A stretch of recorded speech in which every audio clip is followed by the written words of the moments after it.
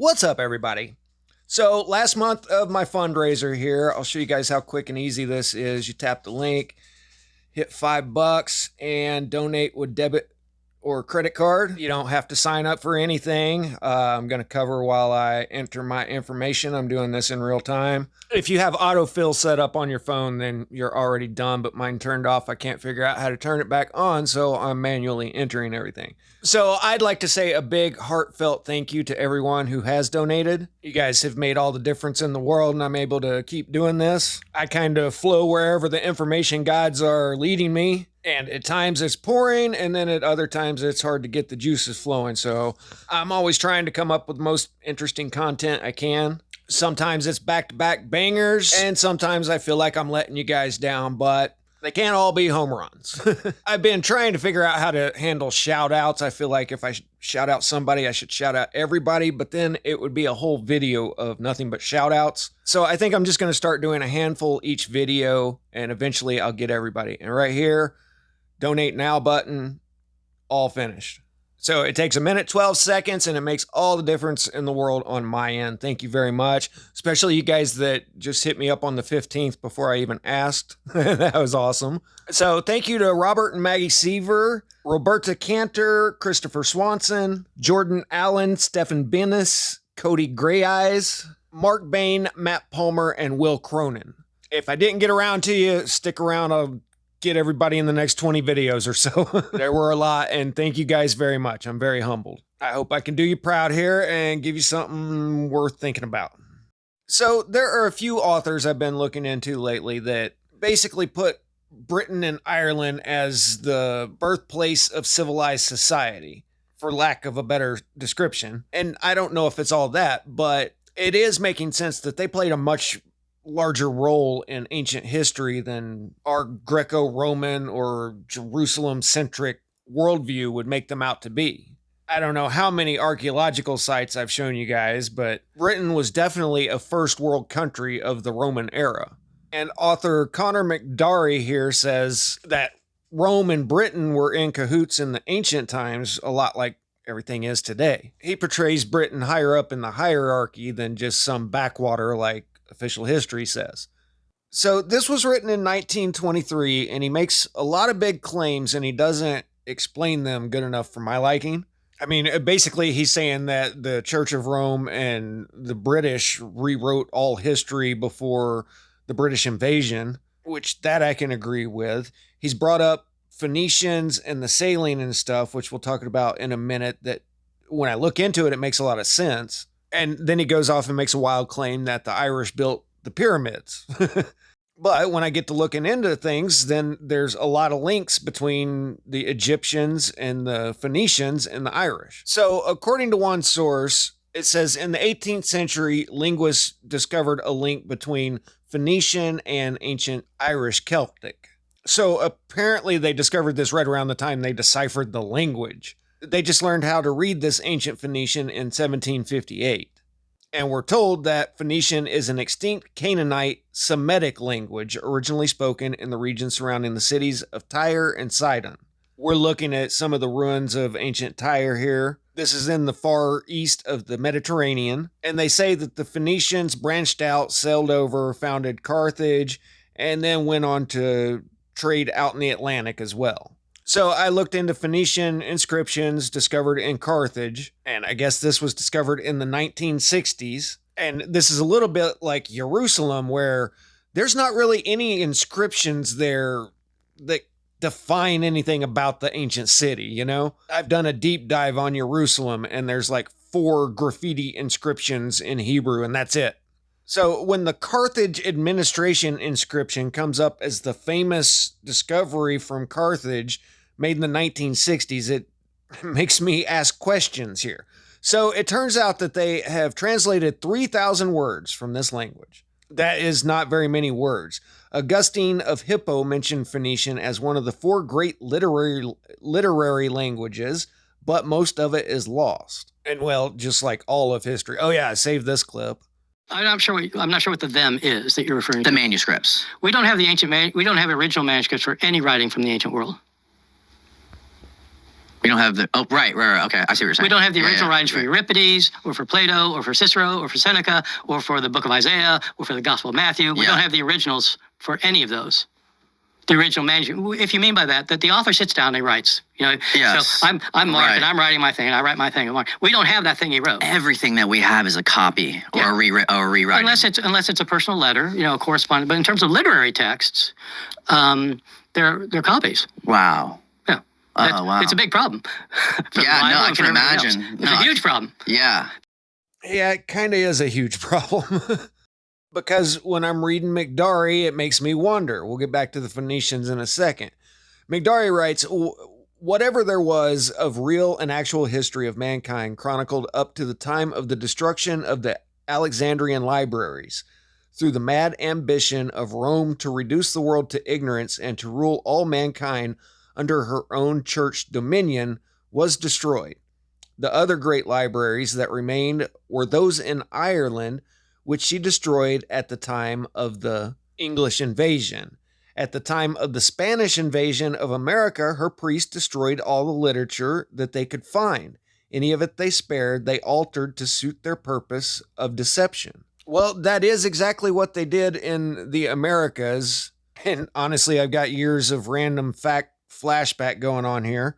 I remember one author saying that Nahuatl was the purest derivation of ancient Atlantean language. The name actually means four waters, and water is ATL, like the Atlantic Ocean. And hang with me here. I did the video a while back about the 3 Phoenician ships that landed in Panama in the BC era. And, you've got the pyramids of central Mexico and the pyramids of Egypt. And now a possible Irish-Egypt connection with that, saying that the Irish are the Phoenicians, and that Rome has destroyed all the literature that they could find. I guess the common denominator in all that is someone that can sail to all those locations. But basically what McDari's saying is that the Church of Rome, once they take over an area, they've erased all the history. And don't forget, the Spanish were nothing more than the sailing military arm of the Catholic Church.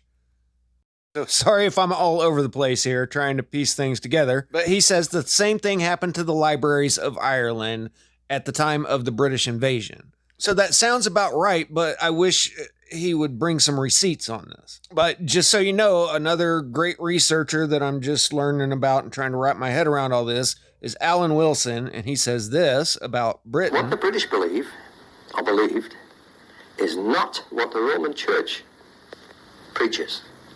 And so you have a very serious religious confrontation here. And the best way to get rid of it is to simply call all the British records either non-existent or forged or fabricated or irrelevant. And then your version prevails. It's politics, and it's dirty politics. It's got nothing to do with right and wrong. So we've seen this a million times where the officials say that the locals have no idea what their history really is. We're the experts, and they just have their myths. Which was recognizable to everybody as British history, certainly up until 1700. Huh? And then suddenly things begin to change and move. By 1850, they were writing histories of Britain that bear no resemblance whatsoever in the early stages, no resemblance whatsoever to the previous histories of Britain. Out go Albine, out go Brutus, out go this, out go that, out goes everything. And you have a brand new history. It's like George Orwell, 1714 and not 1984.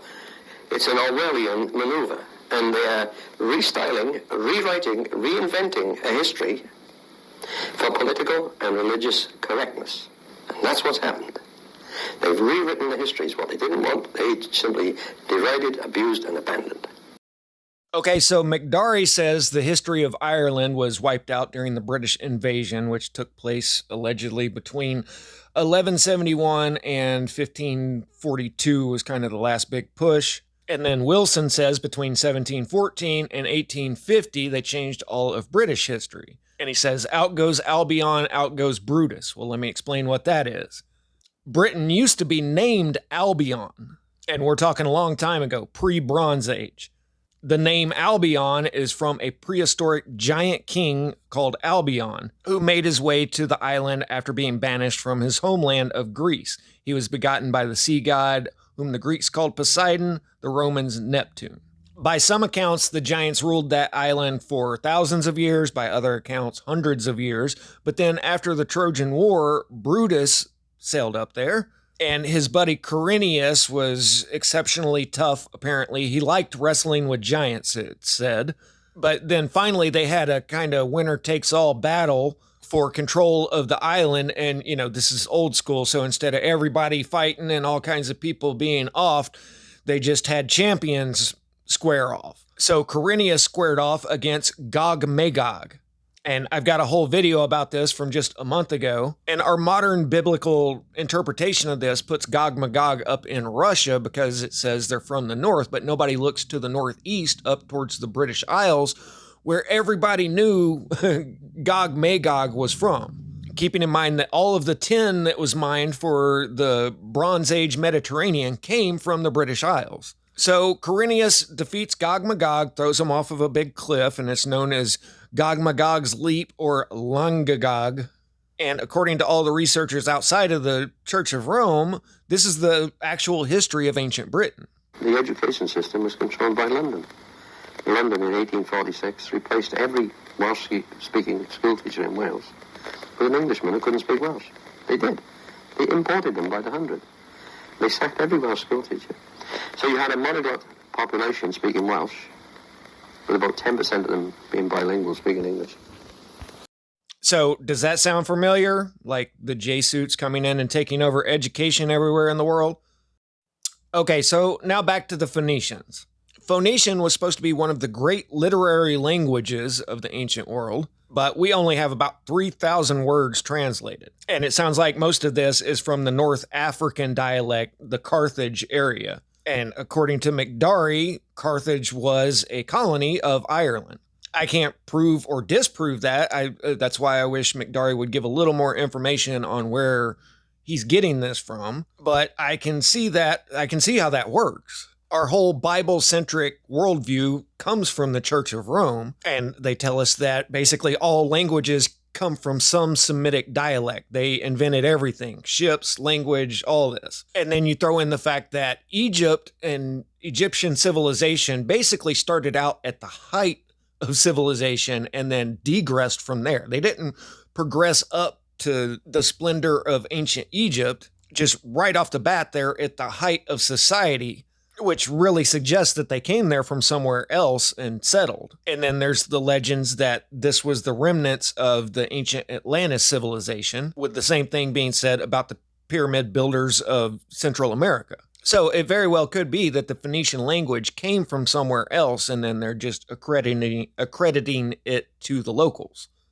And then, like I said last video, it doesn't make much sense that a great sailing society, masters of the sea and expert shipbuilders, would come from the desert where there's no trees to build ships with.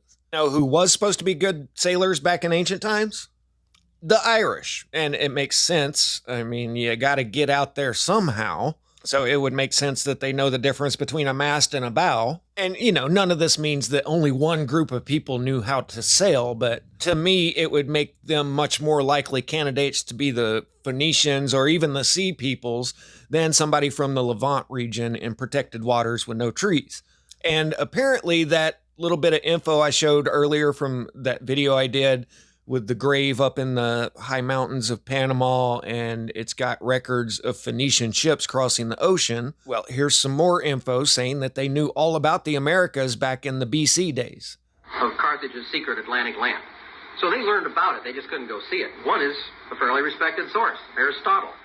He states, in the sea outside the Pillars of Hercules, the Carthaginians found a wilderness with navigable rivers. Carthage, the master of the Western Ocean, which meant the Atlantic, observed that many people attracted by the fertile soil and pleasant climate resided there. Carthage decreed no one else under penalty of death would be allowed to sail there. They kept the land secret. Another Greek writer wrote, there lies a very great island in the vast ocean, many days sail westward from Africa. The soil is fruitful, a great part of it is mountainous, but there's a large plain watered with several navigable rivers. The Mississippi, the Missouri, the Ohio, etc. The mountainous part is clothed with very large woods.